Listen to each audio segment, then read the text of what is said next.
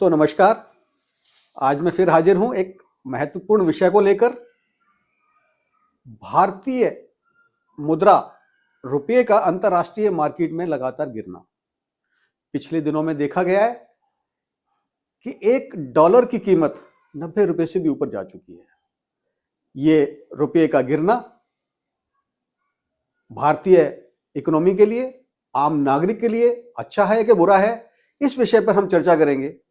चर्चा में हमारे साथ जुड़ रहे हैं भारतीय रिजर्व बैंक से रिटायर्ड जनरल मैनेजर रविंद्रनाथ वत्स जी। वत्स जी, आपका स्वागत है। वत्स जी, सबसे पहले हमारे दर्शकों को बताएं कि रुपये का अंतर्राष्ट्रीय मार्केट में गिरना ये हमारी भारत की इकोनॉमी के लिए अच्छा है कि बुरा है? सुधीर जी, सबसे पहले तो हम ये अंडरस्टैंड करें कि रुपी डेप्रिसिएशन है क्या। बेसिकली हम यही बताना चाहेंगे जैसे कि रुपये की वैल्यू अगर हम डॉलर के सामने आके तो $1 ₹85 का आता था। अब वो बढ़कर हो गया कि अगर आपको $1 चाहिए तो 90 रुपये आपको देने पड़ेंगे। हिसाब से देखा जाए तो रुपया बढ़ रहा है, लेकिन ये डेप्रिसिएशन ऑफ रुपी है, क्योंकि डॉलर जो है अगर हमें खरीदना है तो हमें ज्यादा पैसे देने पड़ रहे हैं। इसमें इकोनॉमी को तो नुकसान होता ही होता है, वो हम बाद में डिस्कस करेंगे। लेकिन जो है सबसे पहले हम ये जरूर अंडरस्टैंड कर लें कि ये है क्या चीज। इसका मतलब ये है कि जिसके पास कुछ डॉलर आने वाले हैं उसको फायदा हो सकता है, और जिसने कुछ डॉलर देने हैं उसको बहुत नुकसान हो सकता है। वत्स जी, हमें ये बताएं कि डेप्रिसिएशन और रुपये से हमारी इंडस्ट्रीज को, हमारे एक्सपोर्टर और इंपोर्टर को किस तरह से इफेक्ट हो रहा है? बहुत अच्छा सवाल सुधीर जी। मैं इंडस्ट्री के हिसाब से ना इसको 3 कैटेगरीज में बांटता हूँ। एक exporters, importers and domestic producers. Exporters को जाहिर है कि फायदा होगा, क्योंकि जो उन्होंने सामान दिया हुआ था, हो सकता है उस वक्त डॉलर की वैल्यू 85 रुपये हो, 86 रुपये हो। अगर उन्होंने $1 लाख का दिया था तो उस हिसाब से उनको जो है 86 लाख रुपए मिलते हैं। अभी जो है उनको बढ़कर 90 लाख मिलेंगे जब भी वो एक्सचेंज कराएंगे डॉलर को, तो ये उनके लिए काफ़ी फायदे का सौदा हो जाता है। लेकिन इंपोर्टर्स को इसके अंदर बहुत नुकसान होता है, क्योंकि जो चीज़ उनको 85 लाख में मिलनी थी वो उनको अब 90 लैक्स के अंदर मिल रही है। तो एक्सपोर्टर्स को एक शॉर्ट टर्म फायदा हो सकता है, इंपोर्टर्स को नुकसान हो सकता है बहुत ज़्यादा। और तीसरा है हमारे डोमेस्टिक प्रोड्यूसर्स की, जो मैंने बात की है। डोमेस्टिक प्रोड्यूसर्स का ये है कि आज की तारीख के अंदर सभी को ऑलमोस्ट कुछ ना कुछ बाहर से इंपोर्ट करना ही पड़ता है एज ए रॉ मटेरियल। तो जब वो रॉ मटेरियल ही महंगा हो जाएगा तो नेचुरली कॉस्ट अपने आप बढ़ जाएगी। कॉस्ट बढ़ेगी तो ये इस हर चीज़ को अफेक्ट करेगा।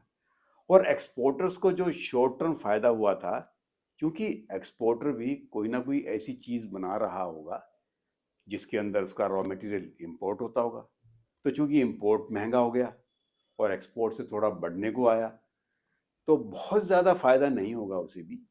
और इंपोर्टर्स चूंकि रेट बढ़ गए हैं तो इंपोर्ट जो है कम चीज़ों को लेकर आएगा, क्योंकि वो ये भी देखेगा कि मार्केट में जब प्रोडक्शन कॉस्ट बढ़ गई है तो हो सकता है लोग कम खरीदें। तो इंडस्ट्री को देखा जाए तो ये उनके ऊपर इम्पैक्ट होगा।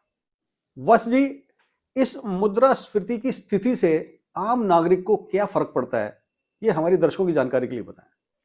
आम आदमी को इससे काफ़ी फर्क पड़ता है एक्चुअली, क्योंकि देखा जाए तो आजकल हम इम्पोर्ट बहुत सी चीज़ें करते हैं। ज़्यादा दूर ना जाएं तो क्रूड ऑयल है, पेट्रोल है। पेट्रोल की कीमतें बढ़ जाएंगी एकदम से, पेट्रोल की कीमतें बढ़ेंगी, डीजल की कीमतें बढ़ेंगी, एकदम से प्रोडक्शन कॉस्ट बढ़ जाएगी। उसके अलावा जो है आजकल कोई ही इंडस्ट्री ऐसी है जो कि दूसरे देशों पर निर्भर ना हो, क्योंकि जितनी भी चीज़ें हम बनाते हैं, कुछ चीज़ों को जो हमारी डोमेस्टिक एग्रीकल्चर रिलेटेड एस्पेक्ट्स हैं उनको छोड़ दें, क्योंकि हर इंडस्ट्री के अंदर कोई ना कोई मशीनरी आ रही है, कुछ आ रही है, तो उसके अंदर कहीं ना कहीं हम जो है चीज़ों को इंपोर्ट कर रहे हैं। तो इंपोर्ट होने वाली हर चीज़ महंगी हो जाएगी, और चूंकि इंपोर्ट करने वाला जो भी रॉ मटेरियल महंगा होगा तो हमारी प्रोडक्शन कॉस्ट बढ़ जाएगी। तो इससे इन्फ्लेशन बढ़ सकता है और आम आदमी की जेब थोड़ी ढीली हो सकती है, थोड़ी नहीं काफ़ी ढीली हो सकती है। या तो गवर्नमेंट टैक्सेस बहुत कम करे, तब जाके आम आदमी बच सकता है, वरना it is really a very serious thing part. और इतना ही नहीं, अगर प्रोडक्शन हमारी बहुत ज़्यादा कम हो जाती है, क्योंकि इंपोर्ट कॉस्ट बढ़ गई है, और प्रोडक्शन बहुत कम हो जाती है तो उसके अंदर अनएम्प्लॉयमेंट बढ़ सकती है। तो it's a very serious issue. And मेरे ख्याल से जो है, जो हर कंट्री ये कोशिश करता है, even reserve bank of India भी ये कोशिश करता है कि depreciation of the currency suddenly ना हो कभी भी, मतलब ये एक लिमिट के अंदर चलता रहे, which is a bearing range, जिसके अंदर की ना एक्सपोर्टर को बहुत ज़्यादा फायदा हो रहा है, ना इंपोर्टर को बहुत ज़्यादा लॉस हो रहा है, and that is considered as the best situation. वैसे जी पिछले दिनों में ऐसी खबरें आती रही हैं कि भारत कुछ देशों के साथ रुपये के अंदर ही ट्रेड करना स्टार्ट कर रहा है। क्या ये हर देश के साथ में ऐसा करना संभव है? अगर है तो हम हर देश के साथ में ऐसा क्यों नहीं कर पा रहे? देखिए सुधीर जी, ये तो कंट्री कंट्री पे डिपेंड करता है कि वो आपको रुपी के अंदर ही चीज़ें देता हो तो, है ना। देयर में भी सर्टेन कंट्रीज, जैसे रशिया ने हमें कुछ लिमिट के लिए किया था, या कुछ और कंट्रीज भी हमें कर देते हैं, लेकिन अल्टीमेटली तो वो आदमी रुपए का करेगा क्या? दूसरा देश वो भी तो उसको डॉलर से ही लिंक करेगा। जब तक वो डॉलर में उसको कन्वर्ट नहीं कराएगा या इंटरनेशनल करेंसी में कन्वर्ट नहीं कराएगा, उसको रुपये का कोई मीनिंग है ही नहीं। तो there will be always limitations. और दूसरी बात यह है कि वो अगर रुपए की वैल्यू भी निकालेगा तो वो भी फिर डॉलर से ही रिलेटेड होगी, तो वो भी एक काफ़ी बढ़ जाएगी। तो ये हर कंट्री के साथ शायद ना हो, क्योंकि इंटरनेशनली हर आदमी को बेसिकली आदमी या कंट्री सामान बेच रहा है ताकि वो कुछ अर्न कर सके, और जहाँ से वो इंपोर्ट कर रहा है उस पैसे को दे दे। क्योंकि रुपये एक इंटरनेशनल करेंसी नहीं कही जा सकती या एक्सचेंज के अंदर यूज नहीं होती है, तो इसलिए हर कंट्री इस चीज सुविधा को ना ले। हाँ, कुछ कंट्रीज ये सुविधा दे सकते हैं, जिन वो भी कुछ शर्तों के ऊपर देंगे, जिसके अंदर की उनकी कुछ मशीनरी चली जाए या कुछ और चली जाए। तो इसलिए rupee trading is a good option, लेकिन वो इतना सक्सेसफुल शायद ना हो। वैसे हमारे कुछ लोगों का ऐसा मानना है कि हम लोग तो रुपये के अंदर ही सामान खरीदते हैं और सामान बेचते हैं, तो इससे हमारे डेप्रिसिएशन और रुपये का हमारे काम काज पे कोई फर्क नहीं पड़ता। इस बारे में आपका क्या कहना है? ये बात तो सही है कि हम लोग रुपए के अंदर ही खरीदना बेचना हमारा काम चलता है, लेकिन हम ये मान के चलें कि हमारा काम बिना इंपोर्ट के नहीं चलता है, क्योंकि हमारी लगभग हर इंडस्ट्री के अंदर कुछ ना कुछ रॉ मटेरियल इंपोर्ट होता है।